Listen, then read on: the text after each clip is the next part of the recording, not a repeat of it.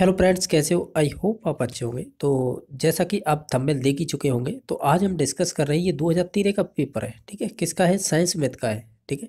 यानी science math सामान्य विज्ञान और गणित बोलते हैं। तो इनका कंबाइंड होके आते हैं। जो 60 क्वेश्चन आते हैं वो 30 तो आपके साइंस के रहेंगे और 30 मैथ के। तो इस प्रकार ये थर्ड ग्रेड 2013 का पेपर है। उस टाइम पे हुआ करता था। इसमें देखेंगे किस टाइप के क्वेश्चन पूछे गए थे, ठीक है। इसमें कुछ स्पष्ट नहीं दिखाई दे रहा था, लेकिन अब ये पीडीएफ है, यहाँ से आपको स्पष्ट दिखाई दे जाएगा कितने क्वेश्चन पूछे जाएंगे। आपको मालूम होगा 140 क्वेश्चन 200 मार्क्स के होते थे। वो किस प्रकार होते हैं एक बार देख लें, फिर उसके बाद सॉल्यूशन करेंगे। जैसा कि आपको मालूम होगा कि राज्य के प्रति विशेष संदर्भ में सामान्य ज्ञान और समसामयिकी, यानी राज्य के प्रति जो भी जी के संबंधित क्वेश्चन रहेंगे, और प्लस समसामयिक के मतलब करंट जी के संबंध रहेंगे, तो वो 20 क्वेश्चन आएंगे आपके 20 मार्क्स के, ठीक है। दूसरे नंबर पे यानी ये खंड है, यानी ये खंड फर्स्ट है, और फिर खंड सेकंड, थर्ड, फोर्थ, इस प्रकार दिए हुए हैं 5 खंड। सेकंड पे आता है आपका हिस्ट्री, यानी हिस्टोरिकल कह सकते हैं, ग्राफिकल और कल्चर, नॉलेज ऑफ स्टेट, यानी राज्य का जो ऐतिहासिक है, भौगोलिक है और सांस्कृतिक ज्ञान, इनसे संबंधित 20 क्वेश्चन पूछे जाएंगे, ठीक है। उसके बाद थर्ड आ जाता है आपका खंड, उसमें पूछा जाएगा एजुकेशन साइकोलॉजी, और एजुकेशन साइकोलॉजी से 20 क्वेश्चन पूछे जाएंगे, 20 मार्क्स के होंगे। उसके बाद पूछा जाएगा फोर्थ खंड में चाइल्ड साइकोलॉजी, जो आपकी रहेगी 20 नंबर की, ठीक है। 20 क्वेश्चन 20 नंबर के।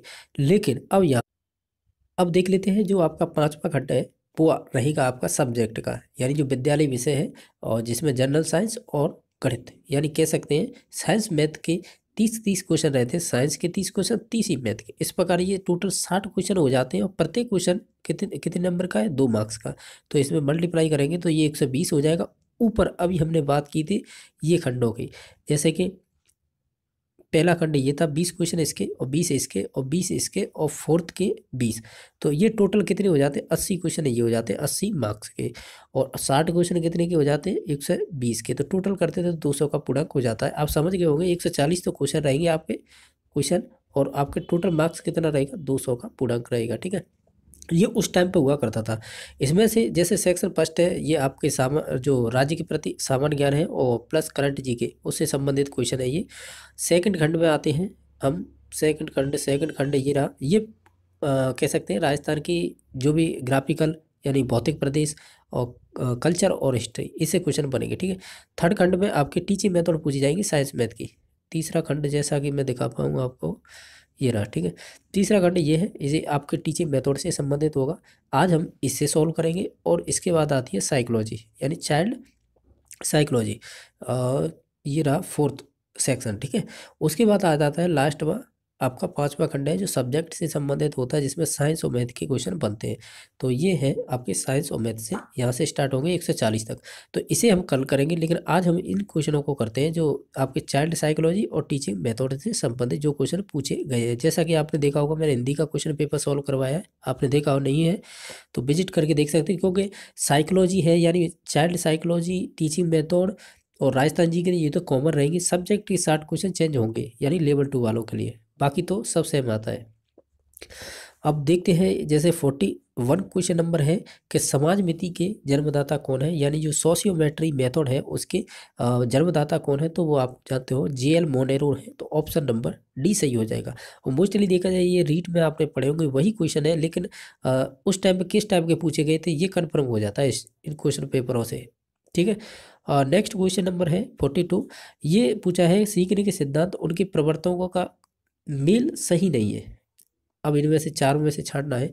देखा जाए तो पुनर्बलन का सिद्धांत दिया था आपके क्लार्क हल ने, ठीक है, और सिंपल क्वेश्चन था। और ये दे रखा है कोप्पा। कोप्पा तो किससे संबंधित है? आपके अंतर्दृष्टि अधिगम सिद्धांत से। तो अंतर्दृष्टि का सिद्धांत, ये कॉलर सही है, मैच कर रहा है, ठीक है। संबंध प्रतिक्रिया का सिद्धांत, ये CR थ्योरी है, ये आपके पार्लर से संबंधित है, बिल्कुल सही है।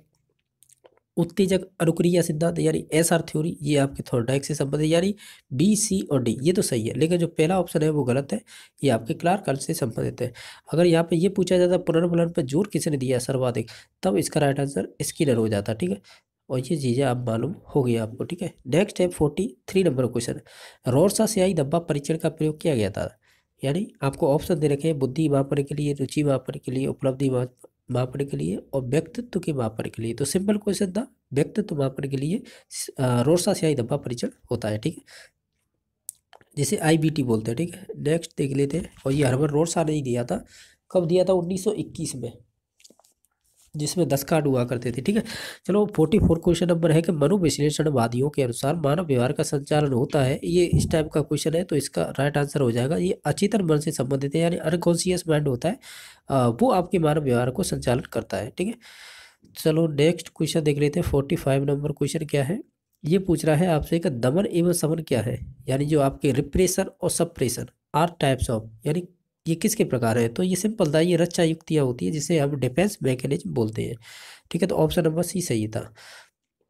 46 नंबर क्वेश्चन है, ये पूछ रहा है कि मानव विकास को प्रभावित करने वाले कारक नहीं है, ठीक है, नहीं है। तो देखो, परिवार का वातावरण ये मानव विकास को प्रभावित कर देगा, ठीक है, यानी ये करता है। परिवार की सामाजिक स्थिति ये भी करती है, परिवार की आर्थिक स्थिति ये भी करती है, लेकिन धार्मिक वातावरण है वो आपके मानव विकास को प्रभावित नहीं करेगा। यही पूछा था कौन सा कारक नहीं है, तो ऑप्शन नंबर बी इसका करेक्ट आंसर हो जाएगा।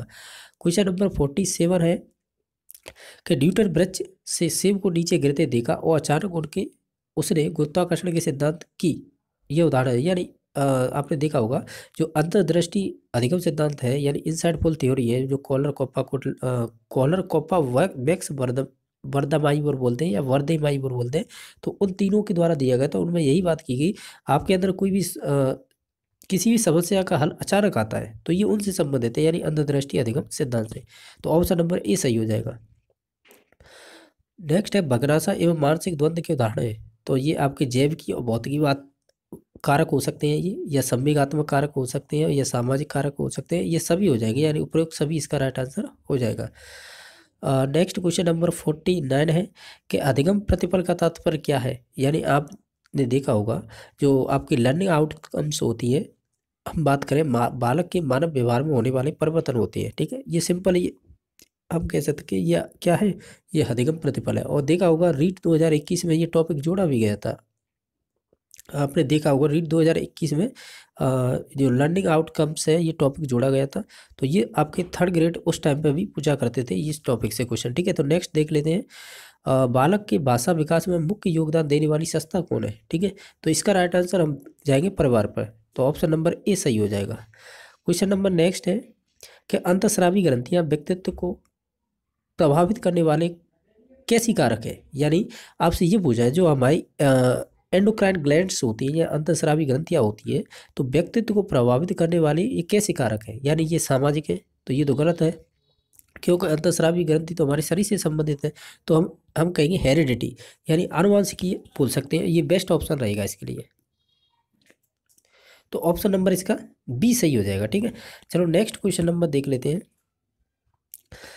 क्वेश्चन नंबर आपका 52 है कि आधुनिक शिक्षा में मनोविज्ञान का अनुप्रयोग आधारित है, यानी हम ये कहेंगे कि जो जो मॉडर्न टाइम अब चल रहा है उसमें शिक्षा मनोविज्ञान के अनुप्रयोग आधारित होती है।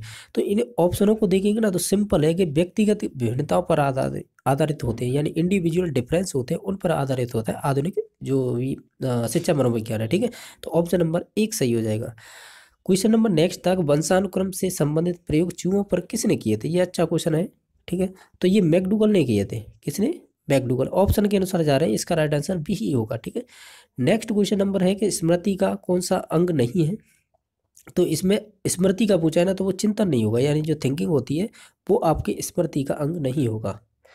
नेक्स्ट है 55 क्वेश्चन नंबर, बुद्धि के क्रियात्मक परीक्षण उपयोगी होते हैं, तो वो सभी के लिए होते हैं, यानी हम ये कह सकते हैं चाहे गूंगे हो, बहरे हो, या निरक्षर हो, या कह सकते हैं पढ़े लिखे हो, सभी के लिए हो सकता है। तो ऑप्शन नंबर डी सही हो जाएगा। और क्रियात्मक ही कह सकते हैं, परफॉर्मेंस टेस्ट बोलते हैं इसे ही। ये दो टाइप के होते हैं, आपने देखा होगा। नेक्स्ट है मनोविश्लेषणवाद के सिद्धांत का प्रतिपादन किसने किया था, यानी साइको एनालिसिस या साइको एनालिटिकल थ्योरी बोलते हैं, ये सिगमंड फ्राइड से संबंधित है। इस टाइप के क्वेश्चन हमने जो हिंदी का क्वेश्चन पेपर किया था उसमें भी किए थे। नेक्स्ट है कि बाल अपराध का मनोवैज्ञानिक कारण क्या होता है, तो हम कहेंगे कि जो उसकी इच्छा है ना उनको हम दबा रहे हैं या अवरुद्ध इच्छाएं कर रहे। अब जैसे कि मैं ये कहना चाह रहा हूँ कि उनकी इच्छाओं को अब अगर हम अवरुद्ध करें या रोकें या दबाव डालें तो वो हो जाएगा बाल अपराध का एक कारण, यानी मनोवैज्ञानिक, ठीक है। तो ऑप्शन नंबर ए सही हो जाएगा। नेक्स्ट है कि अनुबंधित प्रतिक्रिया सिद्धांत, इसकी इंग्लिश देखो कंडीशनल रेस्पॉन्स थ्योरी, यानी सीआर थ्योरी किससे संबंधित है, तो ये अधिगम का सिद्धांत है, पावलर से संबंधित है, जिसने कुत्ते में प्रयोग किया था उसकी पैरोटिड ग्लैंड्स पर यानी पाचन ग्रंथि पर। नेक्स्ट था सीखने के सिद्धांत के प्रतिपादन के लिए आईपी पावलर ने प्रयोग किस पे किए थे, कुत्ते पे किए थे, तो ऑप्शन नंबर बी सही हो जाएगा। लास्ट क्वेश्चन नंबर है कि शिक्षण की किंडरगार्टन पद्धति आधारित है, तो सिंपल है, ये आपकी खेल विधि पर आधारित थी, तो ये ऑप्शन नंबर बी सही हो जाएगा। देखो हमने हमने अभी जो 20 क्वेश्चन किए हैं, यानी हमने किए हैं 41 से लेके और 60 तक, ये आपके टीचिंग मेथड से संबंधित है, यानी आपकी शिक्षण विधियों से संबंधित है। अब इसके बाद जो फोर्थ खंड आ रहा है, इसमें जो 20 क्वेश्चन आएंगे वो आपके रहेंगे चाइल्ड साइकोलॉजी से, यानी आप ऐसे बोल सकते हो बाल मनोविज्ञान से, तो ये इससे संबंधित है। इससे पहले क्वेश्चन किए ये टीचिंग मेथडों से संबंधित है, ठीक है। चलो देख लेते हैं ये किस टाइप के क्वेश्चन पूछे गए थे। जैसा कि आप देख पा रहे होंगे, क्वेश्चन नंबर 61 है कि हार्वर्ड गार्डन के अनुसार अन्य व्यक्तियों की जो मनोदशाएं, स्वभाव है, अभिप्रेरणा और इच्छाओं को समझकर उनमें विभेदन करने की योग्यता कहलाती है। इस टाइप का क्वेश्चन सीटेट में बहुत पूछा जाता है, लेकिन उस टाइम पे भी 2013 में भी अच्छे स्तर के क्वेश्चन बना करते थे। देख लो आप, ये क्वेश्चन 2013 में पूछा गया था और सीटेट इन्हें अब फॉलो करता है, यानी देखा होगा सीटेट में इस टाइप के क्वेश्चन बहुत बनते हैं हार्वर्ड गार्डन पे। एक तो होती इंटरपर्सनल, एक होती इंट्रा। तो ध्यान रखना है कि जिनकी मनोदशाएं, अभिप्रेरणा, इच्छाओं को समझ कर उसमें विभेदन करने की क्षमता होती है, उसे बोलते हैं इंटरपर्सनल। और वो खुद के बारे में अगर जैसे साधु संत आदमी होते हैं, वो इंट्रापर्सनल होते हैं, यानी स्वयं व्यक्ति कह सकते हैं। हिंदी में क्या कहेंगे मालूम नहीं, लेकिन इंट्रापर्सनल बोलते हैं उन्हें, ठीक है। यानी इंट्रापर्सनल इंटेलिजेंस रखते हैं, जैसे साधु संत हो गए, महात्मा लोग हो गए वो। और लेकिन हम दूसरे की भावनाओं को समझ रहे हैं या उसकी स्वभाव को, अभिप्रेरणा को, इच्छाओं को, तो इसे बोलते हैं हम इंटरपर्सनल इंटेलिजेंस। तो ऑप्शन नंबर बी सही हो जाएगा। क्वेश्चन नंबर 62 था। 62 नंबर क्वेश्चन ये था कि बुद्धि का कौन सा प्रकार गार्डन द्वारा नहीं सुझाया गया। तो हार्वर्ड गार्डन से दो क्वेश्चन पूछ लिए, एक तो 61 था और एक 62 है।